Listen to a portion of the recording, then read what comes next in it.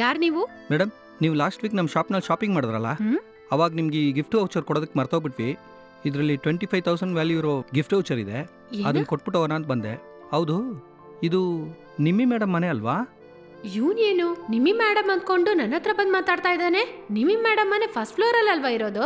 25,000ಕ್ಕೆ gift voucher ಬೇರೆ ಇಟ್ಕೊಂಡಿದ್ದಾನೆ. ನಾವೇ ನಿಮ್ಮಿ ಅಂತ ಹೇಳಿ ಹೇಗಾದ್ರೂ ಈ ಗಿಫ್ಟ್ ವೌಚರ್ನ ಪಟಾಯಿಸ್ಕೊಂಡ್ಬಿಡ್ಬೇಕು. ಓ, ಆ ಸ್ಟೋರಿಂದ ಬರ್ತಾ ಇದ್ದೀರಾ? ಕೊಡಿರಿ, ನಾನೇ ನಿಮ್ಮಿ. ಕೊಡಿ ಮೇಡಮ್. Thank you madam. ಸ್ವಲ್ಪ ಬಾಯಾರಿಕೆ ಆಗಿದೆ, ಕುಡಿಯಕ್ಕೆ ನೀರು ಬೇಕು. ಒಂದ್ ನಿಮಿಷ ಇರಿ, ನಾನು ಒಳಗೋಗಿ ತಗೊಂಬರ್ತೀನಿ.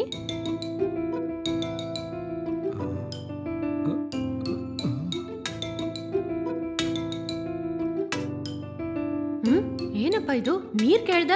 ನೋಡಿದ್ರೆ ಜನ ಕಾಣೆ. ಹಲೋ, ಅಲ್ಲ ನೀರ್ ಕೇಳಿದ್ರಲ್ಲ, ಕೆಳಗ್ ಹೋಗ್ಬಿಟ್ನಾ? ಹೋಗ್ಲಿ ಬಿಡು.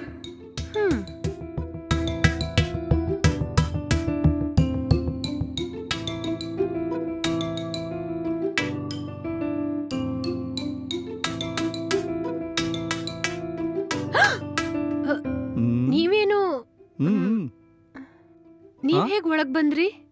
ಯಾಕೆ ಒಳಗ್ ಬಂದ್ರೆ ತಪ್ಪ? ಯಾರಿಗೂ ಬಂದಿರೋ ಗಿಫ್ಟ್ ವೌಚರ್ನ ನಿಂದಿಲ್ಲ ಅಂತ ಹೇಳಿದ್ರು ಅದನ್ನ ಈಸ್ಕೊಂಡಿಟ್ಟಿರೋದು ತಪ್ಪಲ್ಲ. ಆದ್ರೆ ನಾನ್ ನಿನ್ ಮನೆ ಒಳಗ್ ಬಂದ್ರೆ ತಪ್ಪ?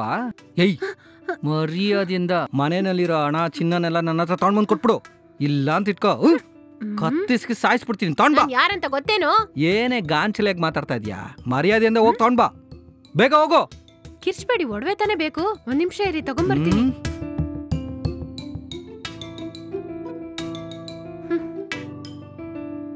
ಬೇಗ ತೆಗೆದುಕೊಡು. ಮನೆಯಲ್ಲಿರೋ ದುಡ್ಡು ಚಿನ್ನ ಎಲ್ಲಾನು ತಗೊಂಡ್ ಬಂದ್ ಕೊಡು. ಯಾಕೆ ಕಿರ್ಚ್ಕೋತ್ಯಾ? ಕೊಡ್ತೀನಿ ಇರು.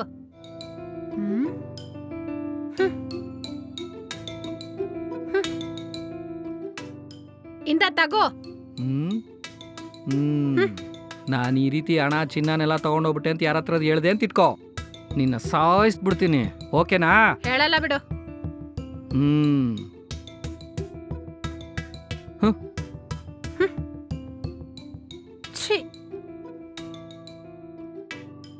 ಕಳ್ಳ ನನ್ ಮಗ.